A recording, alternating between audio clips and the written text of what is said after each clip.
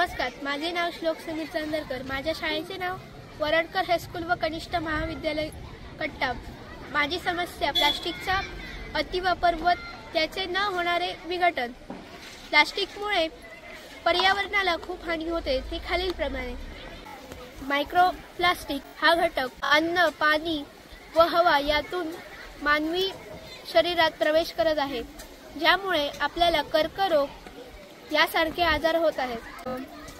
समुद्रजीव जसे की मासे, देवमासे व डॉल्फिन यासारखे सजीव प्लास्टिकला अन्न म्हणून खातात व त्यांचे मृत्यू होते।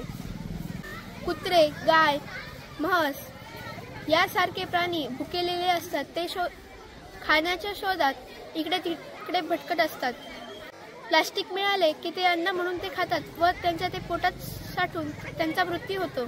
प्लास्टिक जाळल्यामुळे हवा प्रदूषण होते। पाणी पिण्यासाठी आपण मोठ्या प्रमाणावर प्लास्टिक बॉटलचा वापर करतो। पाणी किंवा कोल्ड्रिंक पिऊन झाल्यावर त्या बॉटल आपण कुठेही फेकून देतो, त्यामुळे मोठ्या प्रमाणावर प्लास्टिक प्रदूषण होत आहे। ह्यावर उपाय म्हणजे आपण प्लास्टिक बॉटलच्या विटा तयार करत आहोत। नमस्कार, माझे नाव मधुर अर्जुन पेंडुरकर। मी इयत्ता 6वीत शिकत आहे। माझ्या शाळेचे नाव वरडकर हायस्कूल कट्टा। आपल्या आजूबाजूला खूप साऱ्या प्लास्टिकच्या बॉटल असतात, त्यांच्यामुळे प्रदूषण होते। प्लास्टिक कुजत किंवा नष्ट होत नाही। त्यांच्या या गुणधर्मांचा वापर करून अशा प्रकारे प्लास्टिकच्या बॉटलीमध्ये माती टाकून त्यांच्या विटा बनवलेल्या आहेत। या विटांपासून आपण पार बनवू शकतो, बांधकामासाठी वापर करू शकतो। अशा प्रकारे आपण या बॉटलींचा पुनर्वापर करू शकतो। अशा प्रकारे प्लास्टिकचा वापर करून आपण प्लास्टिकचं प्रदूषण थांबवू शकतो।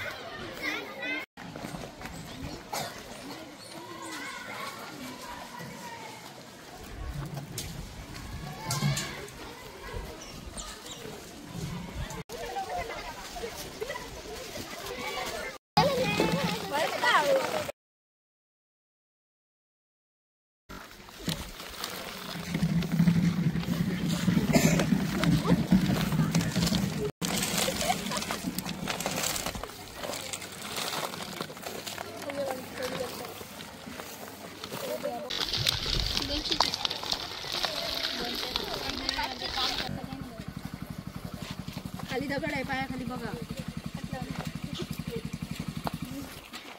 ठेव। पाणी खूप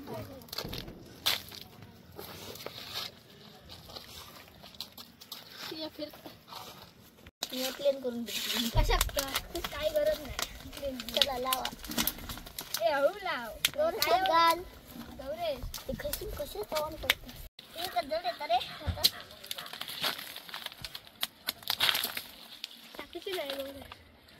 वेट लावती आणि पाची ची माती भरली आहे ना, भरलेला असतो। बॉटल ठेवा त्याच्यावर।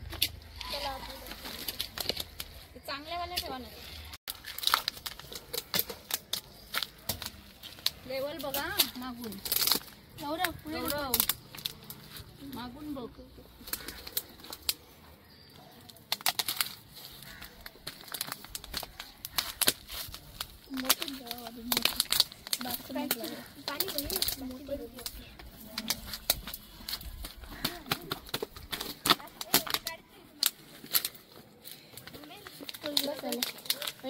काढायची बारकी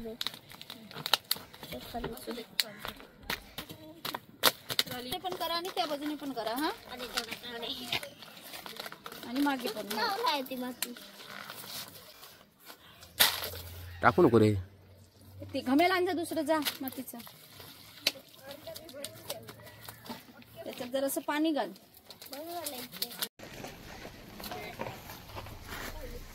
पाणी वर होईल का?